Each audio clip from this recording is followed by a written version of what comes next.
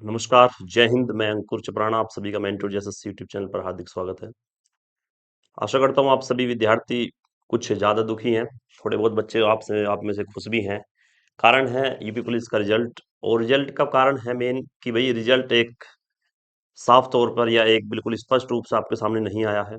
जैसे कि बहुत यूट्यूबर हैं, बहुत टीचर्स हैं, इसका जो है अपोज कर रहे हैं। इसका मतलब एग्ज़ाम जो हुआ था हमारा 10 पालियों में, उनमें कुछ शिफ्ट्स को इतना नॉर्मलाइजेशन मिला है, और कुछ को बोल रहे हैं कि भाई बच्चे बता रहे हैं कि उनके नंबर कई हद तक कटे हैं। अब नंबर कटेंगे हैं या किस शिफ्ट के कितने कटे हैं, और अगर बढ़े हैं तो ज़्यादा से ज़्यादा कितने नंबर बढ़े हैं, इस बात के बारे में हम चर्चा करेंगे।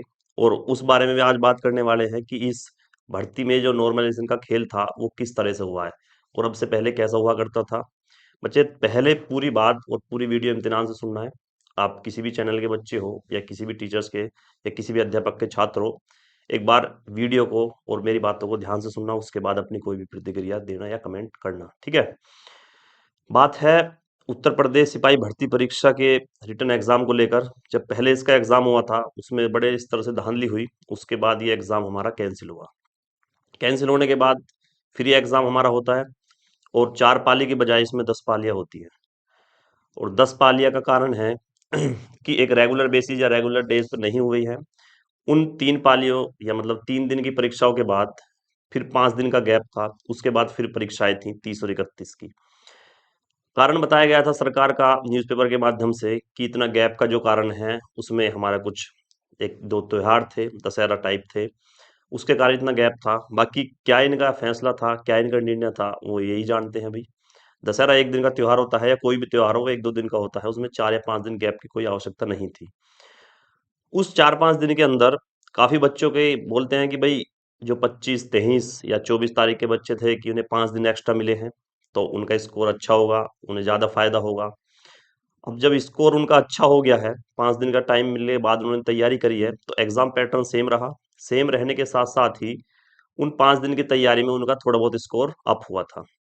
लेकिन मकसद ये नहीं है या मुद्दा ये नहीं है कि भई उन बच्चों को फ़ायदा है, नुकसान है। मेन मुद्दा ये है कि भाई जिन बच्चों का एग्ज़ाम 30-31 तारीख को था, क्या उन्होंने कोई ऑफ़िशियली मतलब बच्चों से पूछा था कि भाई तुम्हारा किस बच्चे का 30-31 तारीख में एग्ज़ाम लेना है या देना है आपको? वो उनकी मर्ज़ी थी, भर्ती बोर्ड की मर्ज़ी थी। जिस बच्चे का उठाया उन्होंने 30 और 31 में रख दिया। बाकी 23, 24, 25 इन सभी शिफ्टों में बाँटने का काम भर्ती बोर्ड का ही था। अब वो बच्चे क्या बोल रहे हैं, अब रिजल्ट आया है और रिजल्ट की कट ऑफ आप सभी ने देख ली होगी। मैं कारण जो है हुए हैं भर्ती हुए मतलब इस भर्ती के जो भी रिजल्ट को अपडेट को लेकर जो भी इतनी ज़्यादा कट ऑफ गई है, उसके बारे में बात नहीं करूंगा कि ज़्यादा कट ऑफ क्यों गई है। वो आपको एक दो दिन में समझ में आ ही जाएगा कि क्यों गई है। मैं ज़्यादा इस अपनी बात का बखान नहीं करूंगा। बाकी जो भी टीचर्स हैं, जिस दो चार टीचर्स की कट ऑफ सटीक बैठी है, भाई उन्हें अंदर से भी ये भी पता है कि भाई इतनी कट ऑफ नहीं जा सकती थी। चाहे वो आपके सामने आके ना बोले, चाहे वो ऑन द कैमरा इस बात को ना रखें, या पब्लिक इस बात को ना करे कि भाई इतने कट ऑफ जाने का कारण क्या रहा है। उन्होंने बस आके ये बता दिया सब बच्चों को, क्योंकि देखो ये हमारे स्क्रीनशॉट हैं और हमने जो कट ऑफ बताई वही गई है। लेकिन भैया कट ऑफ का आंकड़ा या आपका मैच करने बच्चा नहीं आया है। बच्चा का सबसे ज्यादा दर्द है वो है कि भैया इतनी कट ऑफ गई कैसे है। जब आप इस बात को बता पाओ कि कट ऑफ इतनी गई क्यों है, तब हम मानते हैं कि भाई हाँ, आपने कुछ ना कुछ बच्चों के साथ किया है, या उनको आपने कहीं ना कहीं उनको मन को तसल्ली देने का काम किया है। आप स्क्रीनशॉट दिखा के चले जाते हो कि यही कट ऑफ गई है, इसका कोई औचित्य नहीं है। दूसरी बात करते हैं, ज़्यादा उस बात पे बात नहीं करेंगे, कि जो कट ऑफ हमारी हाई गई थी, जनरल की, ओबीसी की, ज़्यादातर ये दो कट ऑफ ज़्यादा हाई गई हैं।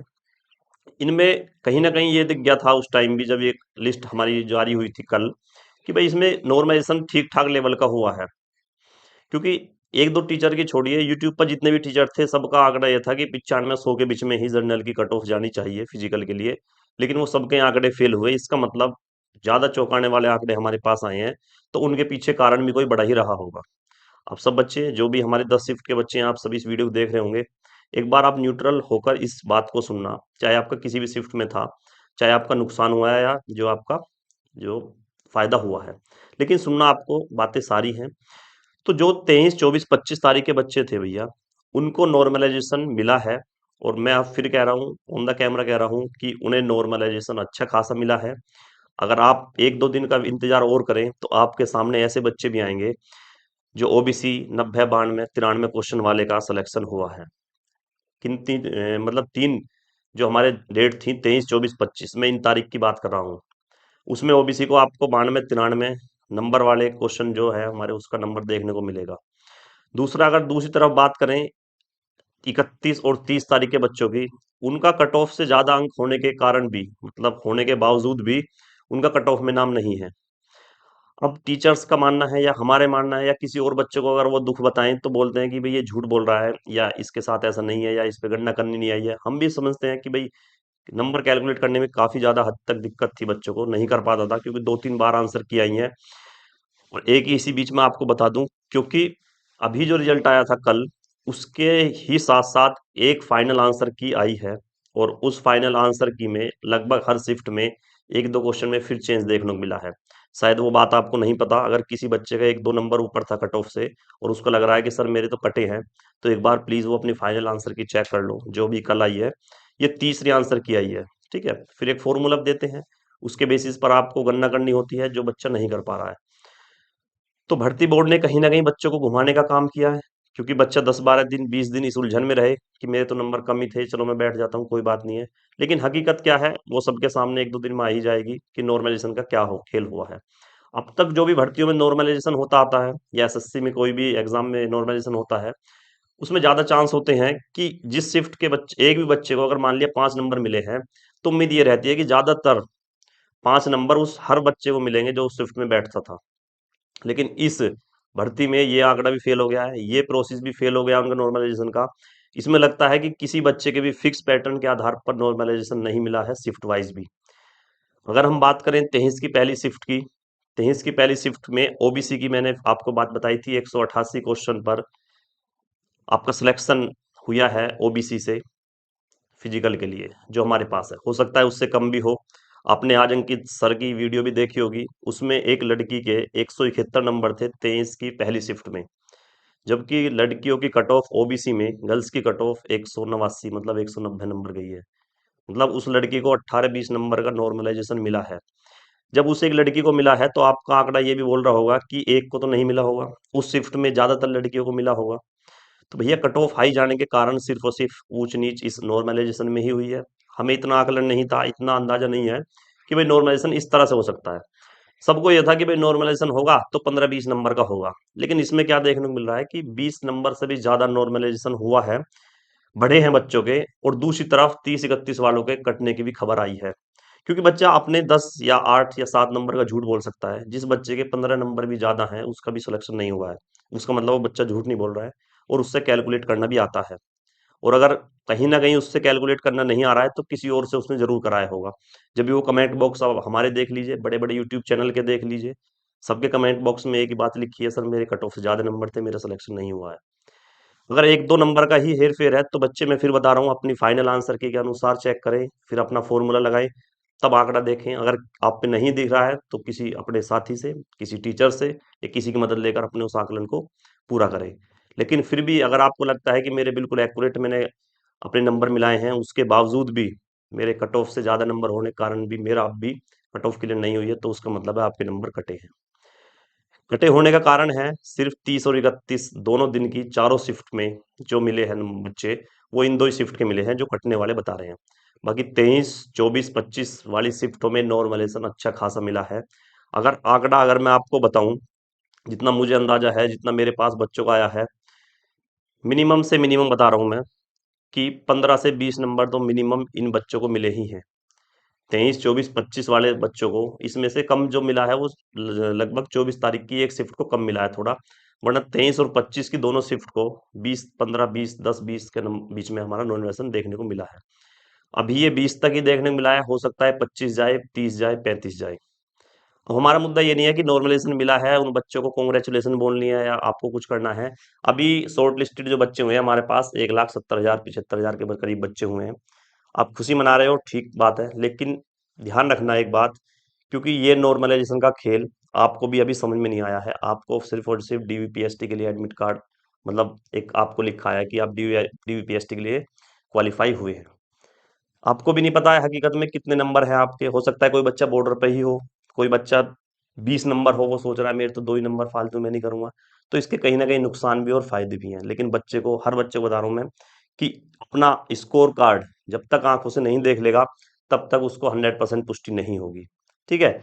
तो जो अगर कहीं भी, अगर किसी भी छात्र हित की बात आए, तो आप भी जो सिलेक्टेड बच्चे हैं, आपसे भी अनुरोध करता हूं कि आप भी उनसे कंधा से कंधा मिलाकर खड़े रहें।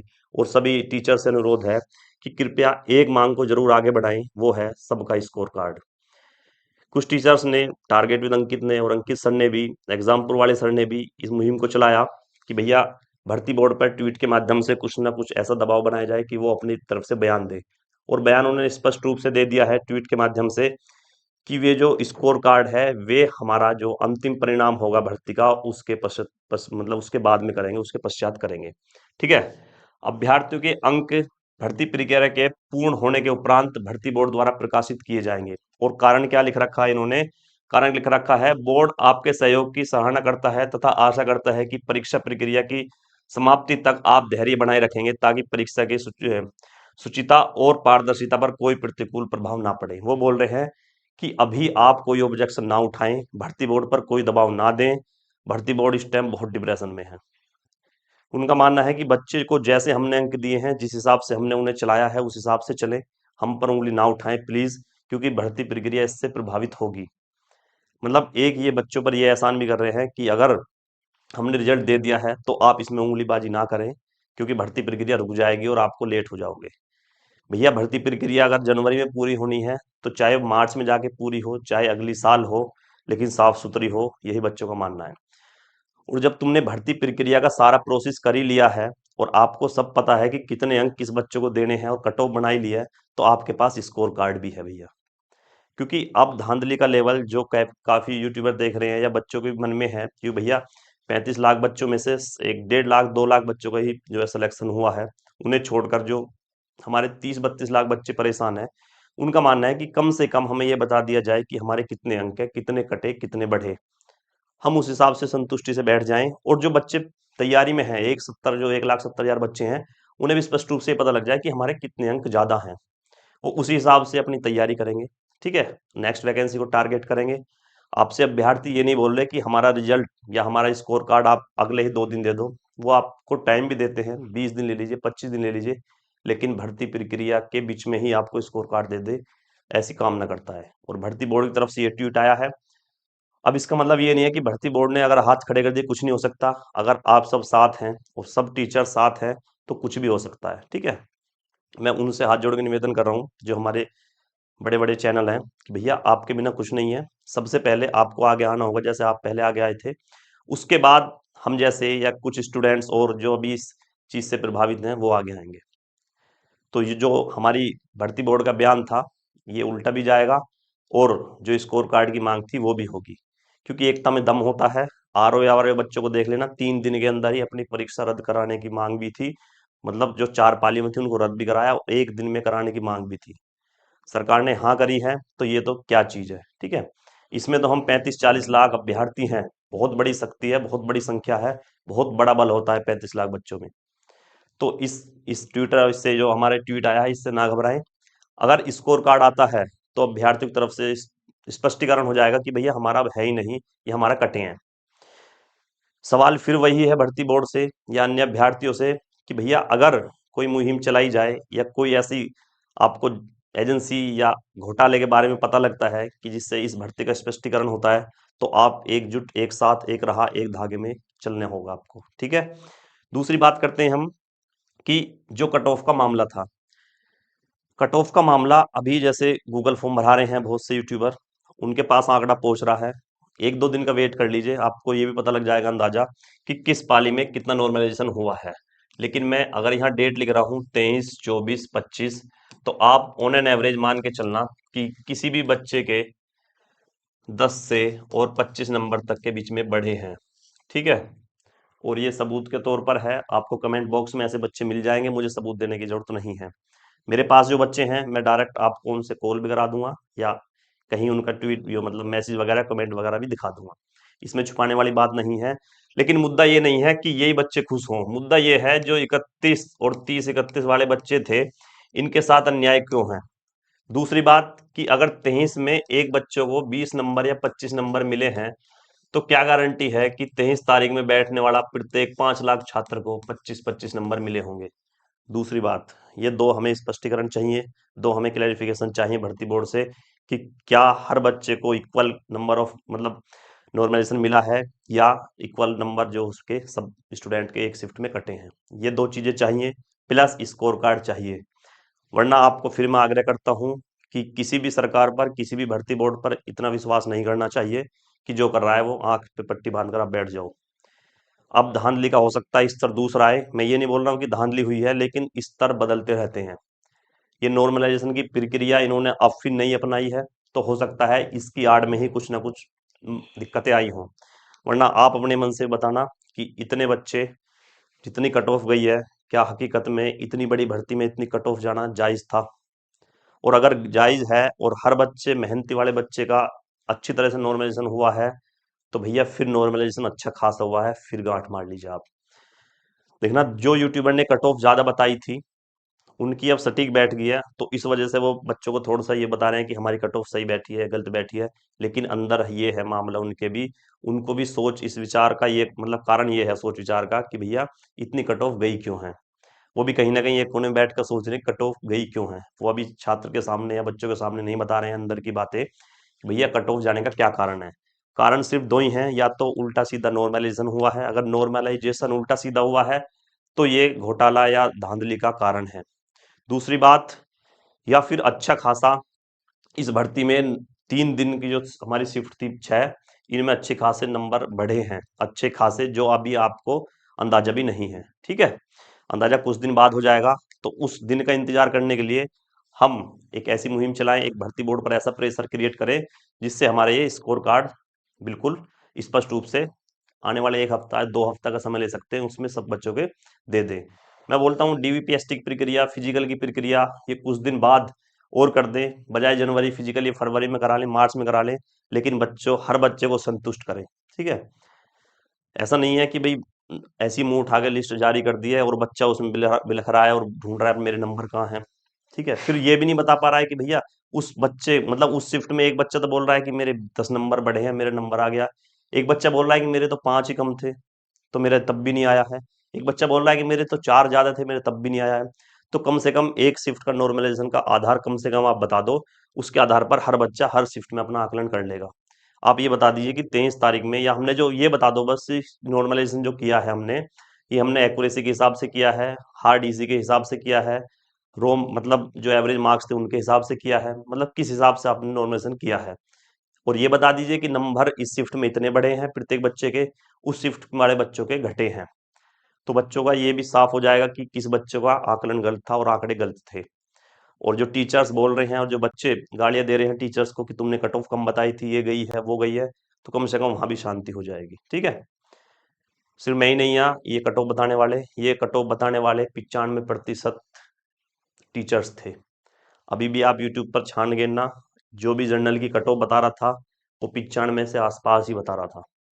जानी भी यही थी, अगर ये भर्ती बिल्कुल स्पष्ट रूप से, निष्पक्ष रूप से नॉर्मलाइजेशन होता और साफ तौर पर ये हमारे स्कोर कार्ड जारी करते, तो आप देखते कि भर्ती बिल्कुल इसी लेवल की थी, जो कट ऑफ बताई थी वही जानी थी।